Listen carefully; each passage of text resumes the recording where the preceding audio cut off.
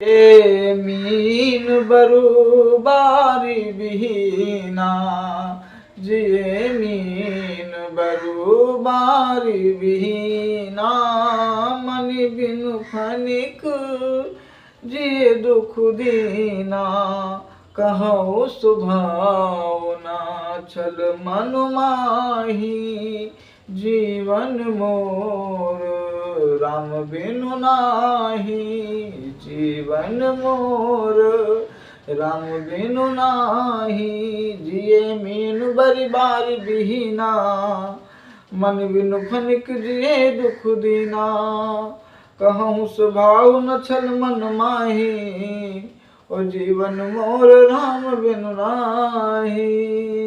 राम सिया राम जय श्री राम।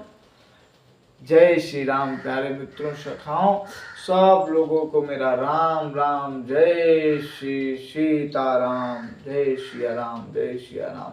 ये इतना अत्यंत और इतना प्रभावशाली और भगवान हमारे सबके प्यारे हनुमान जी को इतना अच्छा लगता है।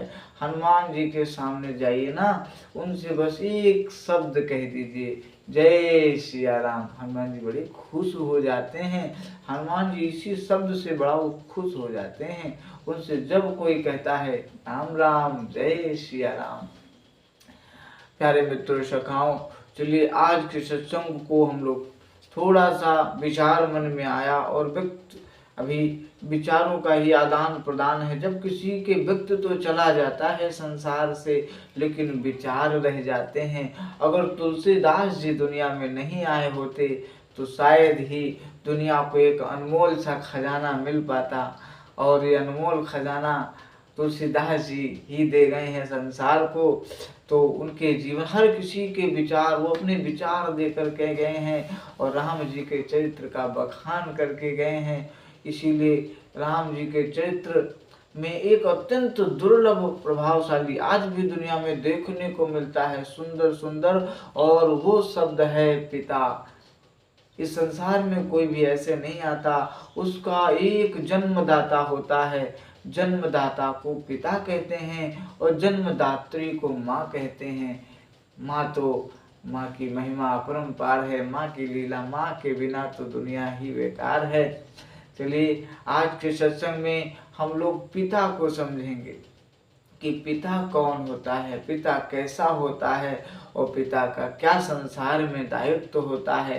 थोड़ा सा विचार मन में है तो सत्संग के माध्यम से, गुरुजनों के माध्यम से हमने इस चीज़ को सुना और श्रवण किया, तो उस चीज़ पे विचार आए तो वो विचार हम आपसे साझा करेंगे और वो विचार आपको बताएंगे। रामचरितमानस में श्री राम जी को आपने सुना, जब वनवास हुआ, उनका स्वर्गवास हो गया, इतना पिता पुत्र में पे आजकल के पिता के टॉप बात करें। देखिए पिता जो होता है संसार में, आपने जन्म दिया, अपनी संतान को जन्म दिया, आपने जन्म दिया, इसलिए आपको भगवान आपके थ्रू उस संसार में वो व्यक्ति आया, उसने जन्म लिया। लेकिन ये जन्मों का कृतार्थ फल होता है। लेकिन क्या होता है, जन्म देने वाला तो परमात्मा परम पिता होता है। परम पिता कौन होता है? श्री राम जी।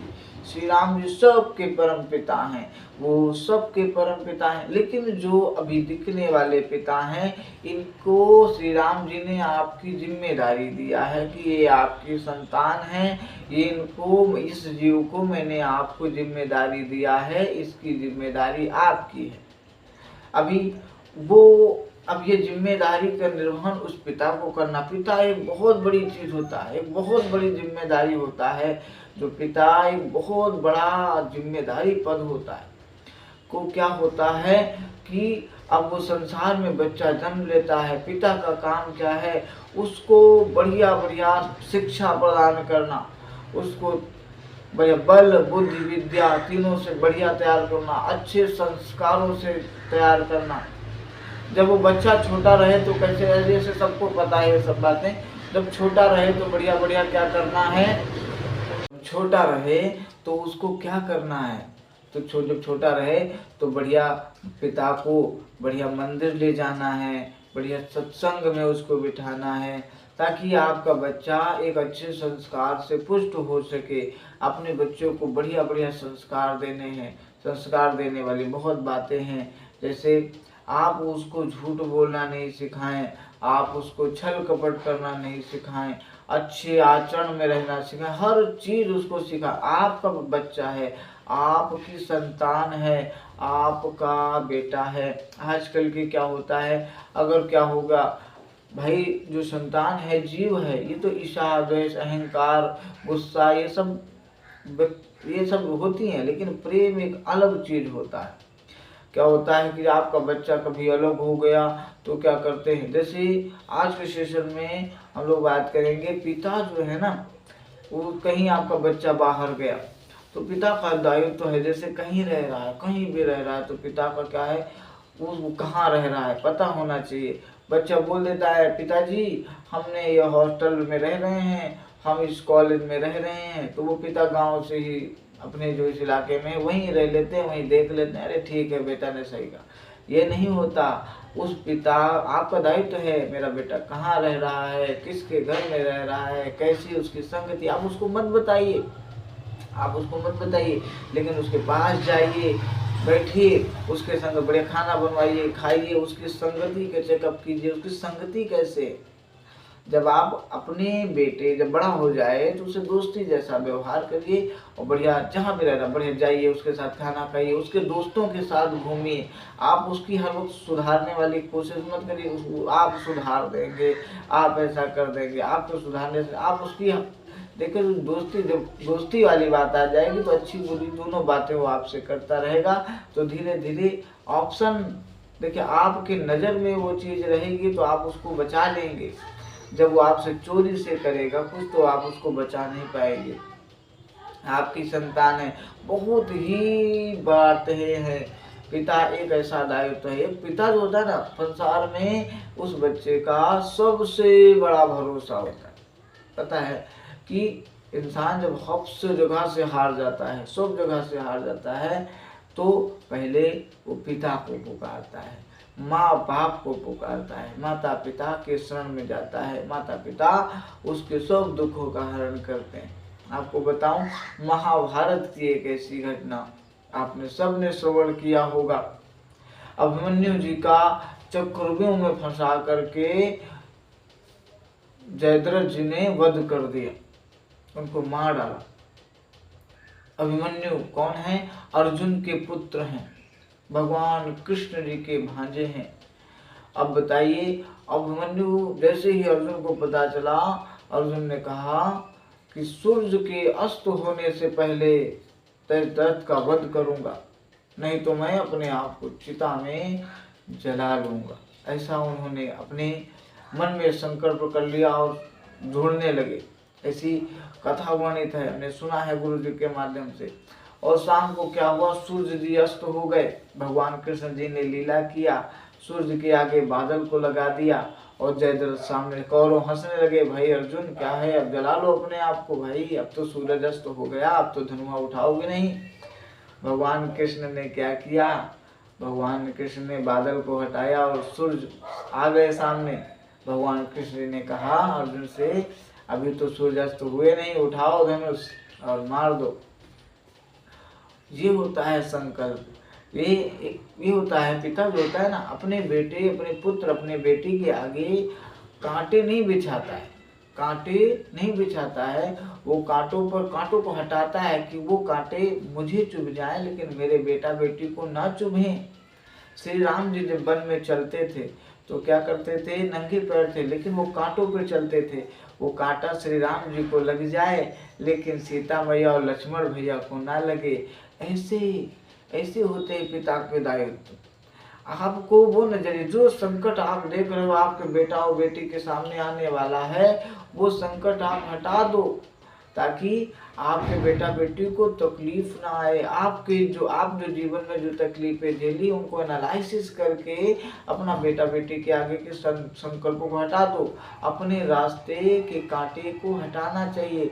आपके बेटे को चुभेंगे तो आपको भी संसार में कहीं रहेंगे तो आपको तकलीफ होगी। आपके पुत्र और आपकी पुत्री को कहीं ना कहीं संसार में आपके जाने के बाद दुख होगा और आपकी करने से दुख होगा, तो आपकी आत्मा को हमेशा दुख मचा रहेगा, हमेशा दुख रहेगा कि आप के कर्म से उसको दुख हो रहा है, आपके जन्म में आपके कृतार्थ पुत्र पुत्री को दुख हो रहा है। इसी देखिए रामचरितमानस की बहुत अच्छी बातें हैं, ये व्यक्तिगत बातें हैं, ये सब बातें कोई भी सत्संग में नहीं वर्णित होती हैं। कहीं भी कैसे कैसे क्या होता है, कोई भी सोचता है कि कहीं पिता का एक अपना ही एक महत्व है, बहुत बड़ा महत्व है। तो पिता को अपने पुत्र के साथ दोस्ती व्यवहार के साथ रहना है और हर सुख दुख को साझा करना है। और क्या होता है कि हमेशा मेल मिलाप रखना है, थोड़ी सी ईर्ष्या द्वेष नहीं करनी है, कुछ भी ऐसा वैसा नहीं करना है। तो दशरथ जी कैकेयी माता से कह रहे हैं, क्या कह रहे हैं, जिए मीन बरुबार बिना बिनु मन बिनु फनिक जिए दुख दीना कहूँ सुभावना छल मन मोरी जीवन मोर राम बिनु नाही कहूँ सुभाव। जिए मीन बरिबार बिहीना, जिए मीन बरिबार बिहीना और मन बिनु फनिक जिए दुख दीना। मछली जल के बिना रह सकती है और सांप मणि के बिना रह सकता है।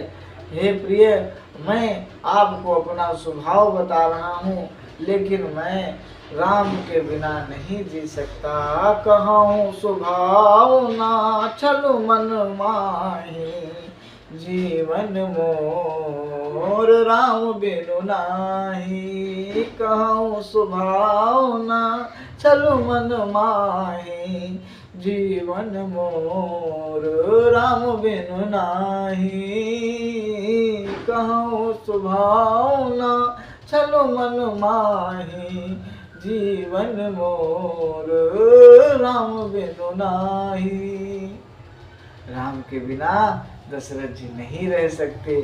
ऐसा उन्होंने कैकेयी माता से कहा कि हे प्रिय, जिस तरह पानी के बिना मछली रह सकती, हो सकता है कि सांप मणि के बिना जिंदा रह जाए, लेकिन प्रिय मैं राम के बिना नहीं रह सकता, मैं राम के बिना नहीं रह सकता। जीवन मोर राम बिनु नाही, जीवन मोर राम बिनु नाही। राम सिया राम सिया राम, जय जय राम, जय श्री राम, जय श्री राम। आज के सत्संग में प्राय इतना ही, और हम लोग फिर कल सत्संग करेंगे, रोज भगवान की चर्चा करेंगे। हो सकता है थोड़ा थोड़ा सुधरते, थोड़ी अच्छी बातें सुनते सुनते सुनते सुनते सुनते कुछ अच्छा होने लग जाए, हो सकता है। राम सिया राम सिया राम, जय जय राम, राम सिया राम सिया राम, जय जय राम, जय श्री राम। प्यारे मित्रों, जय जय सीताराम, जय श्री राम।